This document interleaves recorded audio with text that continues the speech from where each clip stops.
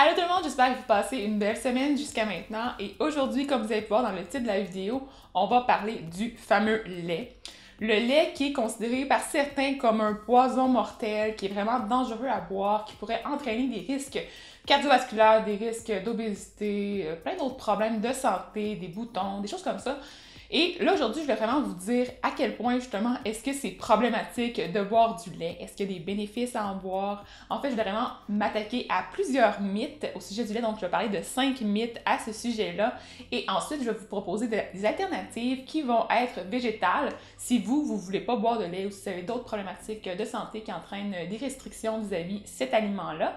Donc, j'ai séquencé la vidéo en petites capsules, donc en petites parties, et je vous ai mis aussi des liens pour accéder aux différentes parties directement dans la barre d'informations en bas. Donc, c'est super simple, vous allez pouvoir voir les liens, vous pouvez cliquer, ça va vous amener directement à la section qui vous intéresse le plus.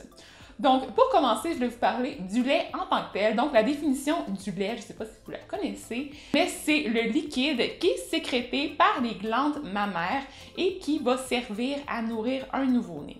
Donc, il doit obligatoirement être fait par un être vivant. Donc, on ne pourrait pas nécessairement dire théoriquement lait de soya, lait végétal, lait d'amande. Ça ne fonctionne pas. Le mot lait, c'est vraiment pour la substance qui est sécrétée par les glandes mammaires et pas autre chose. Donc, tous les autres liquides végétaux, on va les appeler boissons de soya, boissons végétales et boissons de riz. Tout ça, il y en a vraiment plein des boissons aussi. Ça pourrait être un autre sujet pour une autre capsule, éventuellement aussi si vous êtes intéressé. Pour ce qui est du profil nutritionnel de cet aliment-là, pour une tasse, donc 250 ml de lait 2%, on va aller chercher 130 calories. On va aussi aller chercher 8 grammes de protéines, principalement de la caséine et du lactosérum. Le lactosérum, c'est la protéine qui est principalement utilisée pour faire les poudres de protéines. Donc, les poudres de protéines de petits laits, généralement, c'est fait avec du lactosérum. C'est grosso modo, pour faire ça rapidement, là, quand vous ouvrez un yogourt, par exemple, le petit liquide qui va être transparent, qui va être au-dessus du yogourt, ça va être le lactosérum. Donc, ça, c'est comme une partie du lait. Petit aparté terminé. Ensuite, pour les glucides, on va aller chercher 12,5 grammes de glucides par tasse de lait. Et comme vous le savez, les glucides, c'est les sucres. Et si vous connaissez probablement, là, généralement, le sucre le plus retrouvé dans le lait, c'est le lactose. Et là, il y a certaines personnes qui sont intolérantes au lactose, donc je vais en parler un peu plus tard dans la capsule, juste pour vous donner quelques indications à ce niveau-là. Ensuite, les deux autres avantages de consommer du lait, en tout cas ceux qu'on connaît le plus, c'est le calcium et la vitamine D. Donc, au niveau du calcium, boire un verre de lait d'une tasse, ça va fournir environ 30% de nos besoins quotidiens. Et pour ce qui est de la vitamine D, grosso modo, c'est environ 50% de nos besoins dans un verre de lait. Par contre, ça va changer en fonction de plein de facteurs. Donc, les besoins vont varier en fonction de est-ce que vous êtes plus âgé, est-ce que vous avez, vous vivez dans un pays qui est moins éclairé, en tout cas ça varie vraiment. Donc, finalement, un autre petit truc que je trouve vraiment cool à savoir, même si c'est moins connu, en fait le lait va contenir aussi de la vitamine A pour fournir environ 15 à 20% de nos besoins quotidiens et il va fournir aussi du phosphore pour fournir environ 30% de nos besoins en phosphore. Puis le phosphore, en fait, c'est un nutriment qui est aussi super important pour la masse osseuse. Pour la deuxième partie, je désirais vous parler un petit peu de 5 mythes au sujet du lait. J'en ai choisi seulement 5, mais on le sait qu'il y en a vraiment plein. Et si vous avez des idées ou d'autres suggestions en fait de mythes que vous avez entendus dans les médias, gênez-vous pas, dites-moi dans les commentaires, ça va me faire plaisir de peut-être faire une deuxième capsule à ce sujet-là. Mais en fait, moi, ce que j'ai fait, c'est que j'ai été regarder une méta-analyse et en fait, j'ai regardé plusieurs méta-analyses juste pour m'assurer que ce que je vous dis, c'est vraiment le plus vrai possible. Et là, juste pour être clair, une méta-analyse, c'est une étude qui va étudier plusieurs petites études, donc c'est un regroupement et au niveau des statistiques, c'est vraiment cool parce qu'on va aller chercher une population beaucoup plus grande et on va réduire le risque qu'il y ait des biais. Donc, c'est vraiment la chose la meilleure qu'on peut regarder en nutrition. Donc, c'est des études qui ont été faites souvent observationnelles, donc c'est juste des observations, des corrélations entre différents facteurs. Il y a certaines études aussi qui ont évalué des cohortes, donc qui ont été faire des interventions un peu plus contrôlées, mais en fait, c'est ça, c'est pas mal ça qu'on a en nutrition, là, on peut pas vraiment avoir des grosses études hyper interventions avec des placebos et tout ça, donc c'est moins fréquent. Donc, ce que j'ai comme étude, c'est ça, observationnelle et de cohortes contrôlées dans une méta-analyse. Donc, voilà la petite aparté pour la science. Donc, le premier mythe, c'est le lait, c'est fait pour les veaux. Donc, c'est fait pour les faire engraisser hyper rapidement. Donc, c'est pas fait pour les humains. Si vous en consommez, il y a des chances que vous preniez du poids. En fait, c'est vraiment plus au sujet de la composition corporelle et tout ça. Et là, moi, ce que je tenais à dire aujourd'hui, c'est que, bon, vous avez entendu, le lait, ça contient beaucoup de protéines, des protéines qui sont facilement assimilables, qui sont super bonnes pour notre corps.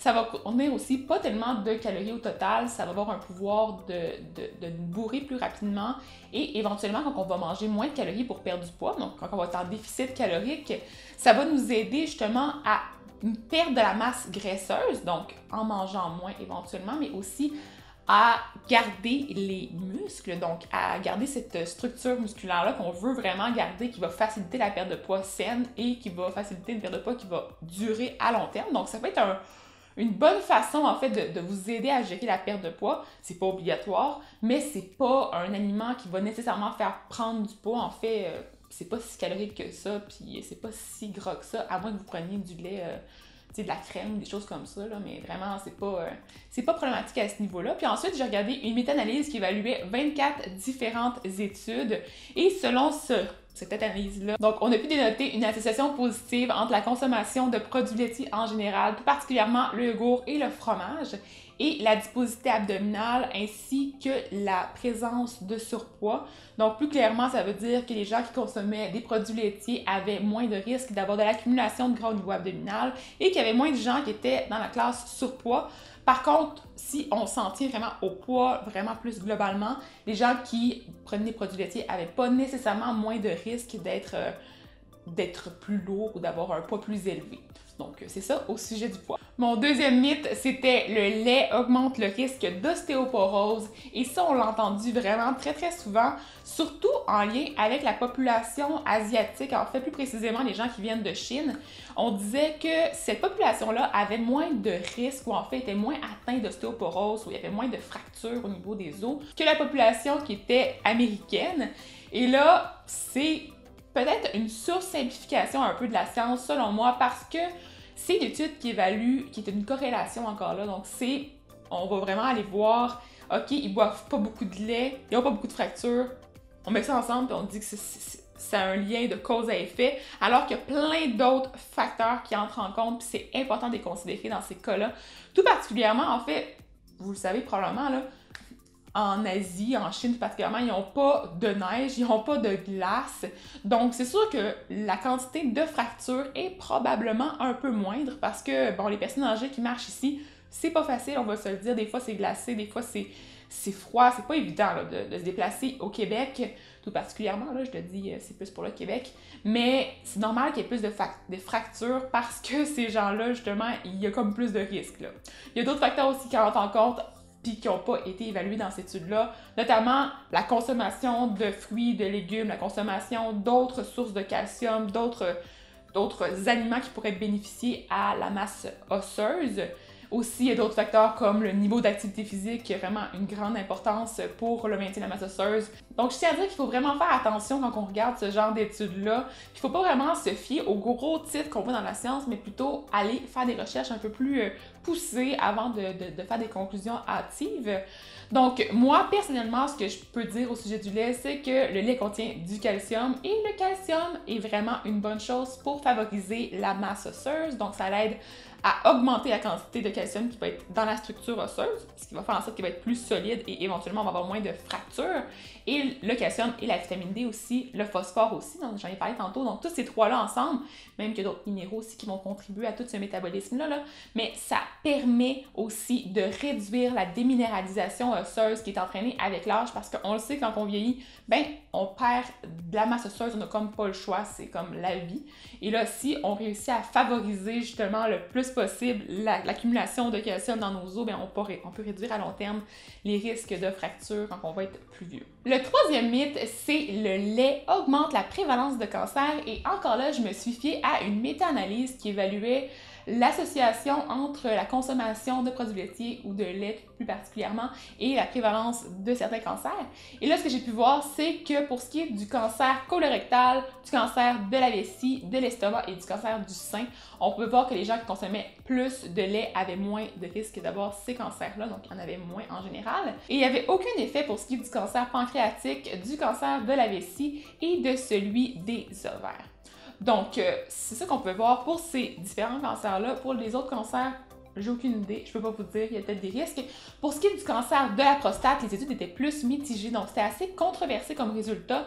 On pouvait voir une certaine tendance à augmenter le risque, surtout chez les hommes qui consommaient des produits laitiers entiers, donc du lait 3,25 %, c'était vraiment plus là le risque qu'il pouvait avoir au niveau du cancer, mais sinon, pour les autres cancers, il n'y avait pas vraiment de risque vraiment super significatif à en consommer des produits laitiers. Il peut même avoir des bénéfices dans certains cas. Le quatrième mythe, c'est la consommation de lait va augmenter la quantité de boutons que je vais avoir. Donc, si j'ai de l'acné, c'est sûr que ça va empirer les choses. Je devrais pas boire de lait, c'est problématique. Donc, moi, ce que j'ai pu voir, en fait, ça m'a fait rire parce que, tu sais, on entend toujours parler de Cléopâtre et ses bains de lait pour avoir une super belle peau. Puis on dirait que je me dis, mais c'est bizarre, tu sais, que le lait puisse avoir un effet négatif pour la peau si quand il est à l'extérieur de la peau, ben tu sais, c'est comme doux puis ça fonctionne bien, mais quand c'est à l'intérieur, ça va avoir un effet négatif. Mais en tout cas, je me suis pas fiée à juste mes idées comme ça de base et je suis allée chercher un peu dans la littérature scientifique et ce que j'ai pu voir, c'est que oui, peut-être qu'il y aurait un petit effet, en fait, de consommer, un petit effet négatif de consommer du lait chez les gens qui auraient de l'acné parce que le lait contiendrait des hormones naturelles stéroïdiennes et des hormones de croissance qui auraient un impact léger sur la production de sébum, en fait, en affectant un peu les hormones androgènes, donc les hormones masculines, mais qui sont aussi sécrétées chez la femme. Donc, quand il y a plus de ces hormones-là en circulation dans notre corps, éventuellement, ça se peut qu'on ait la peau plus grasse, et quand on a la peau plus grasse, ben éventuellement, on peut avoir plus de boutons. Et le cinquième point, c'est le lait contient du pus et du sang. Et là, je tenais à vous dire aussi, je vous ai référé un article à ce sujet-là, mais c'est vraiment surveillé, là. Au Québec, c'est pas nécessairement comme aux États-Unis. Donc, souvent, les documentaires qu'on peut voir, c'est fait aux États-Unis ou ailleurs dans le monde. Mais au Québec, il est vraiment... c'est surveillé, là. La quantité de certains composés est vraiment comptée dans le lait. Donc, on doit vraiment faire des analyses précises avant de mettre le lait sur le marché. Donc, vous n'aurez pas du lait qui contient plein de traces d'antibiotiques ou des traces de pus, de sang ou de n'importe quoi, en fait. C'est vraiment contrôlé le plus possible. Là où les gens ont pu se tromper ou ont pu se méprendre, c'est peut-être dans la quantité aussi de cellules somatiques qui est contenue dans le lait parce qu'il y a une différence entre pus et cellules somatiques. Et pour être clair, le pus, donc c'est tous les globules blancs qui sont morts après une infection, c'est les cellules de peau, c'est des choses comme ça, donc des déchets qui sont expulsés à l'extérieur du corps. Il peut y en avoir dans les boutons, il peut y en avoir aussi dans les plaies, dans ces choses-là. Et les cellules somatiques, c'est des globules blancs aussi, mais c'est des globules blancs qui sont en vie et qui servent à protéger la vache contre les infections. Donc oui, il y en a dans le lait, mais c'est vraiment pas un problème et les quantités sont vraiment surveillées à la loupe. Donc si la vache en a trop dans son lait, c'est peut-être qu'elle couvre une infection et là, si on calcule qu'il y en a trop, bien, le lait va être retiré et il ne sera pas vendu. Donc, je voulais aussi vous mentionner finalement que j'ai pas parlé du côté éthique ni du côté environnemental de la consommation de lait, qui sont deux autres points méga importants dans le choix de est-ce qu'on consomme ou pas du lait. Aujourd'hui, je me suis seulement attardée au côté santé. Donc, si vous êtes intéressé à ce que je parle un peu plus du côté éthique et du côté écologie ou tout ça, bien, je pourrais peut-être faire des recherches à ce sujet-là et vous faire d'autres capsules éventuellement. Et je voulais aussi parler des alternatives au lait parce qu'il y a des gens qui peuvent pas en boire du lait, autant du point de vue justement parce qu'ils sont contre ça du niveau éthique, parce que vous êtes végétalien ou parce que justement vous êtes intolérant au lactose, et ça c'est quand même une bonne partie de la population parce qu'il y a environ entre 15 à 20% des gens qui auraient une intolérance au lactose. Et là, je parle pas d'une intolérance nécessairement qui va être hyper grave, donc je bois plus rien, je mange plus de fromage, je prends plus rien du tout, mais certaines personnes vont être plus intolérantes au lait parce qu'il va contenir un peu plus de lactose et là, c'est plus difficile à digérer. Donc, pour faire clair, quand on est intolérant, ça veut dire que notre corps ne produit pas ou produit une quantité insuffisante d'enzymes qui s'appelle la lactase et qui sert à venir digérer les molécules de lactose. Donc, on va les couper pour pouvoir les absorber plus facilement. Et là, si votre corps n'a pas ça, éventuellement, ça fait en sorte que le lactose s'accumule et là, ça va causer notre corps va venir chercher de l'eau donc dans nos selles et là, éventuellement, on va avoir la diarrhée, on va avoir des crampes, on va avoir des douleurs abdominales. Donc, ça, c'est ça que les gens qui ont l'intolérance au lactose doivent vivre quand ils prennent trop de lactose. Et ça, ben, c'est pas le fun. Donc, dans ce cas-là, c'est sûr qu'on n'en prend pas. On ne va pas être exprès pour en prendre. Ou on prend seulement des aliments qui contiennent moins de lactose, comme les fromages fermentés. C'est sûr que si vous ne consommez pas de lait de vache, par préférence aussi, parce que moi, personnellement, j'en bois pas vraiment du lait parce que j'aime pas tellement ça et que je trouve que la boisson de soya fait entièrement la job.